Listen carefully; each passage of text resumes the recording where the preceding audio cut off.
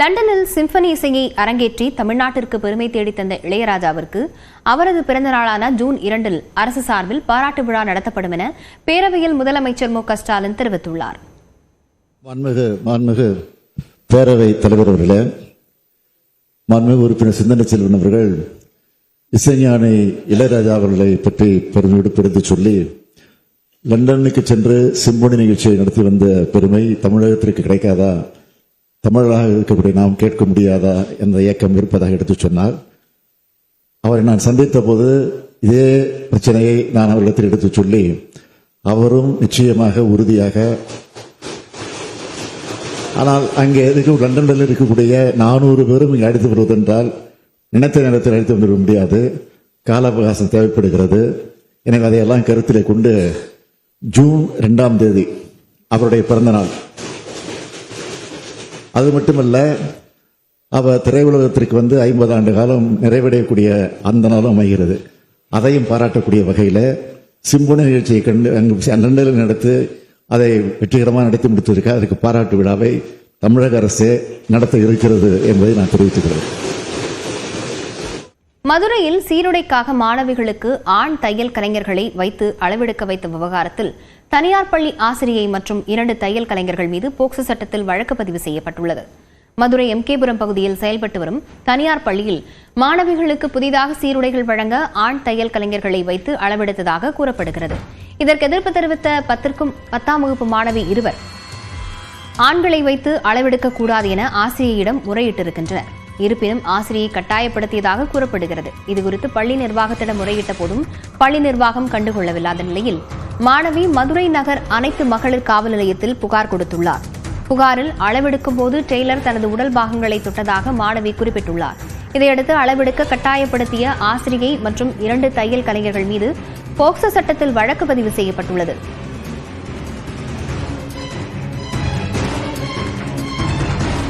பள்ளி நிர்வாகத்தின் மீது நடவடிக்கை எடுக்க கோரியும் வழக்கு பதிவு செய்யப்பட்ட ஆசிரியை மற்றும் தையல் கலைஞர்களை கைது செய்ய வலியுறுத்தியும் இந்திய மாணவர் சங்கத்தினர் மற்றும் மாதர் சங்கத்தினர் தனியார் பள்ளியை முற்றுகையிட்டு போராட்டத்தில் ஈடுபட்டனர். அப்போது போராட்டத்தில் ஈடுபட்டவர்களுக்கும் காவல்துறையினருக்கும் இடையே தள்ளுமுள்ளி ஏற்பட்டது. போராட்டத்தில் ஈடுபட்டவர்களை காவல்துறையினர் கைது செய்தனர்.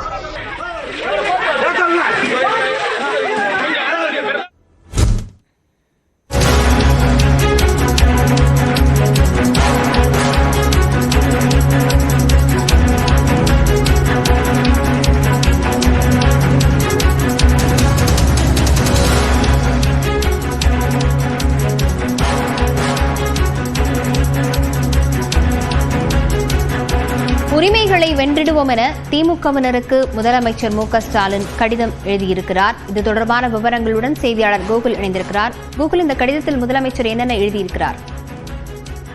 100 நாள் வேலை திட்ட ஊதியம் கூறி தரத்தாண்மை உடன்பிறக்க என்ற முதலமைச்சர் மு க ஸ்டாலின் திமுக தொண்டர்களுக்கு ஆர்ப்பாட்ட அழைப்பு மடலை எழுதியிருக்கிறார். குறிப்பாக தமிழ்நாட்டு மக்கள் நம்பிக்கையுடன் நம்மிடம் வழங்கிய ஆட்சியை அனைவருக்கும் பலனளிக்கும் சாதனை திட்டங்களுடன் நாம் நடத்தி கொண்டிருந்தாலும் நாளொரு போராட்டத்தை முன்னெடுத்தே நம் உரிமைகளை பெறக்கூடிய வகையில பாஜக அரசு தமிழ்நாட்டை ஒவ்வொரு துறையிலும் தொடர்ந்து வஞ்சித்து வருவதாக முதலமைச்சர் தெரிவித்திருக்கிறார்.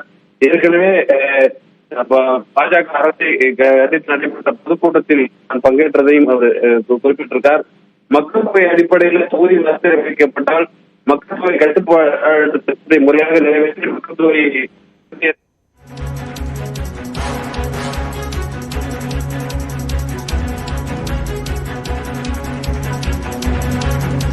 அண்மை செய்தியை பார்த்து வருகிறோம்.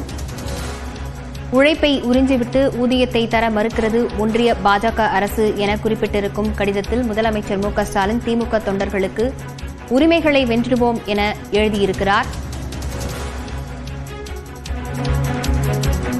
திமுகவினருக்கு முதலமைச்சர் மு க ஸ்டாலின் கடிதம் எழுதியிருக்கிறார்.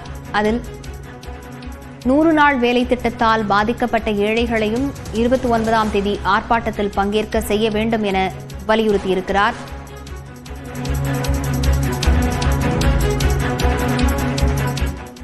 நீலகிரி மாவட்டம் உதகை அருகே கவர்னர் சோலை வனப்பகுதியில் புலி தாக்கி தோடர் பழங்குடியின இளைஞர் உயிரிழந்தது அப்பகுதி மக்களிடையே அச்சத்தை ஏற்படுத்தியிருக்கிறது. கொல்லக்கோடு மந்தை பகுதியைச் சேர்ந்த 38 வயதான கேந்தர்குட்டன் எருமை வளர்ப்பிலும் விவசாய பணிகளிலும் ஈடுபட்டு வந்தார். இவர் நேற்று மாலை காணாமல் போன எருமையை தேடி கவர்னர் சோலை வனப்பகுதிக்குள் சென்றுள்ளார். நீண்ட நேரமாக அவர் வீடு திரும்பாததால் உறவினர்கள் இரவு முழுவதும் தேடியும் கிடைக்கவில்லை. மீண்டும் காலையில் தேடிச் சென்றபோது அவரை கொன்ற புலி பாதி உடலை கடித்து சாப்பிட்டது தெரியவந்தது. இதையடுத்து பாசன்ஸ்வேலி வனத்துறைக்கு தகவல் அளிக்கப்பட்ட நிலையில் அங்கு வந்த வனத்துறையினரும் காவல்துறையினரும் கேந்தர்குட்டனின் பாதி உடலை மீட்டு பிரேத பரிசோதனைக்கு அனுப்பி வைத்தனர்.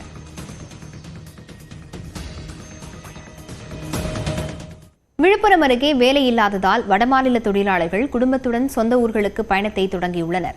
மகாராஷ்டிரா மாநிலத்தைச் சேர்ந்த சுமார் 50 குடும்பத்தினர் விழுப்புரம் அருகே ஒப்பந்த அடிப்படையில் மண்ணில் குழாய் பதிக்கும் பணியில் ஈடுபட்டு வந்தனர்.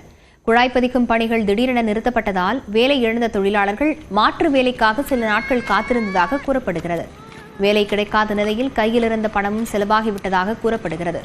சொந்த ஊர்களுக்கு புறப்பட தயாரான வடமாநில தொழிலாளர்கள் பேருந்தில் செல்ல பணம் இல்லாததால் குழந்தைகளுடன் விழுப்புரத்திலிருந்து ஆரணி வழியாக சுமார் 100 கிலோமீட்டர் தொலைவில் உள்ள களம்பூர் ரயில் நிலையம் நோக்கி நடந்து செல்கின்றனர். உடைமைகளையும் குழந்தைகளையும் சுமந்து கொண்டு நடைபயணமாக செல்லும் வடமாநில தொழிலாளர்கள் செல்லும் வழியில் யாசகம் பெற்று செல்லும் பரிதாப நிலைக்கு தள்ளப்பட்டுள்ளனர். பேருந்தில் மகளிருக்கு இலவசம் என்ற போதிலும் ஆண்களுக்கு கட்டணம் என்பதால் வேறு வழியின்றி அனைவரும் நடந்து செல்கின்றனர்.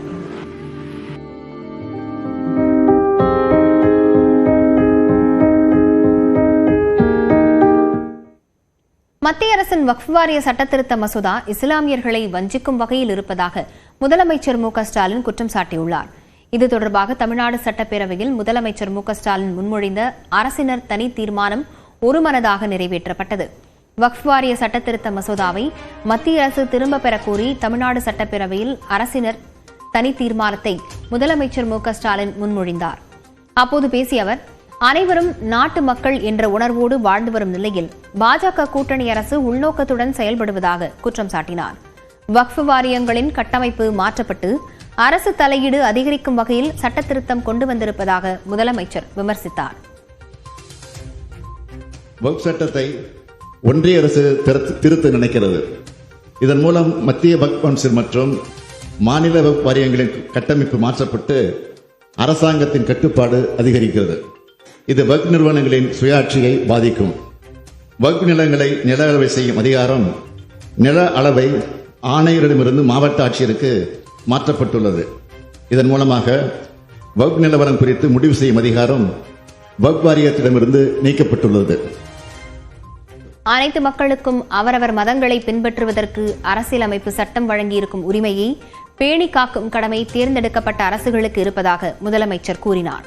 ஆனால் அதற்கு மாறாக சிறுபான்மையின இஸ்லாமிய மக்களை கடுமையாக பாதிக்கும் வகையில் கொண்டுவரப்பட்டுள்ள வக்ஃப் வாரிய திருத்த மசோதாவை திரும்பப் பெற வேண்டும் என்று அவர் வலியுறுத்தினார்.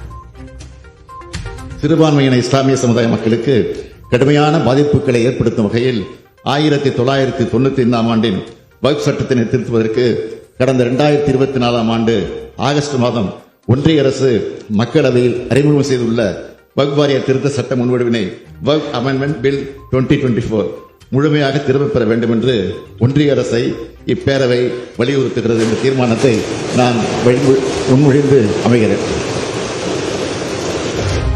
வக்ஃப் வாரிய சட்ட திருத்தத்திற்கு எதிராக நாடாளுமன்றத்தில் திமுக தொடர்ந்து குரல் எழுப்பியதாகவும் முதலமைச்சர் கூறினார். அரசு கொண்டு வந்த தனி தீர்மானத்தை எதிர்த்து பேசிய பாஜக எம்எல்ஏ வானதி ஸ்ரீனிவாசன் வக்ஃப் வாரிய பிரச்சனையால் தான் கடந்த வாரம் திருநெல்வேலியில் கொலை நடந்ததாக குற்றம் சாட்டினார். இஸ்லாமிய சமூகத்தோடு பிற்படுத்தப்பட்டவர்களும் பெண்களும் இணைந்து இருக்க வேண்டும் என்பதற்காகவே இந்த சட்டத்திருத்தம் செய்யப்பட்டிருப்பதாக வானதி ஸ்ரீனிவாசன் தெரிவித்தார். இதற்கு பதிலளித்த அமைச்சர் ரகுபதி, மதத்தின் அடையாளமாக கருதப்படும் வாரியத்தில் மற்றொரு மதத்தை சேர்ந்தவரை புகுத்துவது எந்த வகையில் நியாயம் என்று கேள்வி எழுப்பினார். வக்ஃப் வாரியம் அரசின் கட்டுப்பாட்டிற்குள் வந்துவிடும் என்று கூறிய ரகுபதி, அதன் சொத்துக்களை அபகரிக்கும் சூழல் உருவாகி இருப்பதாக குற்றம் சாட்டினார். பின்னர் பேசிய வானதி ஸ்ரீனிவாசன், நாடாளுமன்ற கூட்டுக்குழு மட்டுமின்றி நாடு முழுவதும் சுற்றுப்பயணம் மேற்கொண்டு பொதுமக்களின் கருத்துக்களை கேட்டறிந்த பின்புதான் சட்டத்திருத்தம் மேற்கொள்ளப்பட்டதாக விளக்கமளித்தார். இதற்கு ஆட்சேபனை தெரிவித்த அமைச்சர் ரகுபதி, பெயரளவிற்கு சுற்றுப்பயணம் செய்துவிட்டு ஆட்சேபனைகளுக்கு பதிலளிக்காமல் ஆதரவாளர்கள் அளித்த பரிந்துரைகளை மட்டுமே ஏற்றுக்கொண்டுள்ளதாக குற்றம் சாட்டினார். தான் விரிவாக பேசுவதற்கு எப்படியும் அனுமதிக்க மாட்டீர்கள் என்று வானதி ஸ்ரீனிவாசன் கூறிய நிலையில் வக்ஃப் சட்ட திருத்தம் தொடர்பாக வானதி ஸ்ரீனிவாசன் எவ்வளவு நேரம் வேண்டுமானாலும் பேசுவதற்கு சபாநாயகர் அனுமதி கொடுக்க வேண்டும் என முதலமைச்சர் கேட்டுக் கொண்டார். மத்திய அரசு வஞ்சகம் செய்கிறது என்ற ஒரு சில விஷயங்களை எல்லாம் கூறினார். ஒவ்வொரு விஷயத்திற்கும் தனித்தனியாக சமூக நீதி, ஒட்டுமொத்தமாக இன்க்ளூசிவ், இதெல்லாம் பதில் சொல்வதற்கு எனக்கு நேரம் நீங்கள் கொடுத்தீர்கள் என்றால் நல்லா இருக்கும். ஆனா தீர்மானத்துல பேசுறதை நீங்க வழக்கம் போல ஆதரித்து அல்லது எதிர்த்து பேசுங்கன்னு சொல்லுவீங்க. எங்களுடைய நாடாளுமன்ற உறுப்பினர் ராஜா அவர்களையும் அப்துல்லா அவர்களையும் பேசவே விடவில்லை. அவங்க கொடுத்த எதிர்ப்பை கூட பதிவு செய்யல.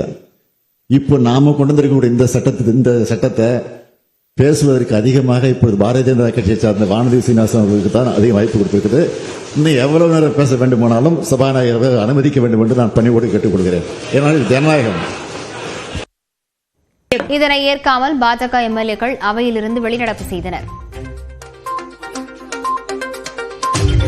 அரசினர் தீர்மானத்துக்கு ஆதரவு தெரிவித்த அதிமுக கொறடா எஸ்பி வேலுமணி, மத்திய அரசின் வக்ஃப் வாரிய சட்ட திருத்தம் அமலுக்கு வந்தால் வாரியம் கொண்டுவரப்பட்டதற்கான நோக்கமே சிதைந்துவிடும் என கூறினார். இந்த சட்டத்தின் திருத்தத்தின் சரத்துகளுக்கு சிறுபான்மை மக்களுக்கு எதிராக உள்ளது என்றும் இஸ்லாமிய மக்கள் அச்சம் நியாயமானது. எனவே இன்று தமிழக சட்டப்பேரவையில் தாக்கல் செய்துள்ள மத்திய அரசு சிறுபான்மை மக்களின் உணர்வுகளை மதித்து நாடாளுமன்றத்தில் தாக்கல் செய்யப்பட்ட வக்ஃப் வாரிய சட்ட திருத்த மசோதாவை கைவிட வேண்டும் என வலியுறுத்தி மாண்புமிகு முதலமைச்சர் அவர்கள் கொண்டு வந்த தீர்மானத்தை அனைத்து இந்திய அண்ணா திராவிட முன்னேற்ற கழக சார்பில் ஆதரிக்கிறேன். பின்னர் பேசிய முதலமைச்சர் மு க ஸ்டாலின் தீர்மானத்திற்கு அதிமுக வரவேற்பு அளித்ததற்கு நன்றி தெரிவித்தார். அதே சமயம் அடுத்த முறை எடப்பாடி பழனிசாமி டெல்லி செல்லும் போது இப்பிரச்சினை குறித்தும் உள்துறை அமைச்சரிடம் பேச வேண்டும் என வலியுறுத்தினார். சந்திக்கிட வேண்டாம் என்று சொல்ல தவறுன்னு நான் சொல்லல. ஆனால் அதே நேரத்தில் அங்கே போய் தமிழ்நாட்டுக்கு வேண்டிய உரிமையை நான் கேட்டிருக்கிறேன், இருமொழி கொள்கையை பற்றி நான் பேசியிருக்கிறேன் என்று நிருபரத்தில் சொல்லியிருக்கிறார். சென்னையில் வந்து இறங்கிய பிறகு அதற்காக நான் உள்ளபடியே இந்த அவையின் சார்பில் அவருக்கு நன்றி தெரிவித்துக் கொள்கிறேன். நன்றி தெரிவிக்க அதே நேரத்தில்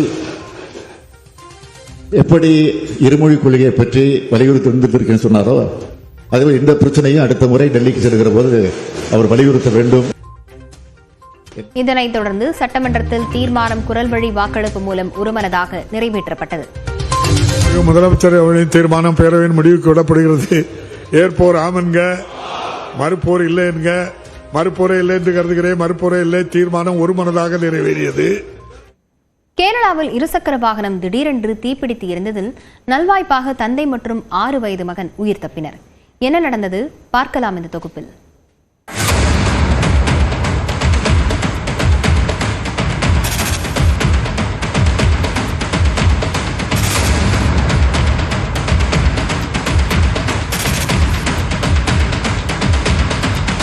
கேரள மாநிலம் பாலக்காட்டில் 6 வயது மகன் மற்றும் தந்தை அமர்ந்திருந்த இருசக்கர வாகனம் திடீரென்று தீப்பற்றி எரிந்த திக் காட்சிகள்தான் இவை.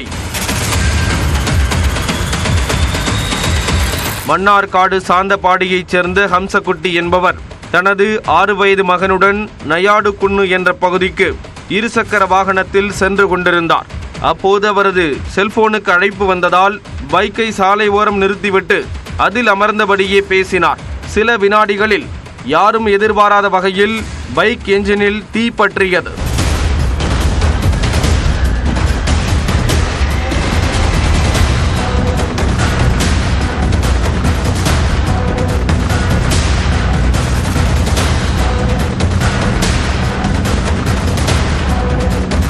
தீயை கண்டதும் சுதாரித்த ஹம்சகுட்டி தனது மகனுடன் உடனடியாக இருசக்கர வாகனத்தில் இருந்து இறங்கி உயிர் தப்பினார்.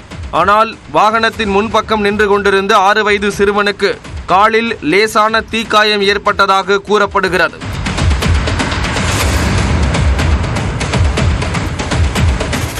அக்கம்பக்கத்தினர் உடனடியாக தண்ணீர் ஊற்றி தீயை கட்டுக்குள் கொண்டு வந்தாலும் ஸ்கூட்டர் முற்றிலும் தீக்கிரையானது. இது தொடர்பான சிசிடிவி காட்சி வெளியான நிலையில் இருசக்கர வாகனத்தில் திடீரென்று தீப்பற்றியது எப்படி என பொதுமக்கள் அச்சத்துடன் கேள்வி எழுப்பியுள்ளனர்.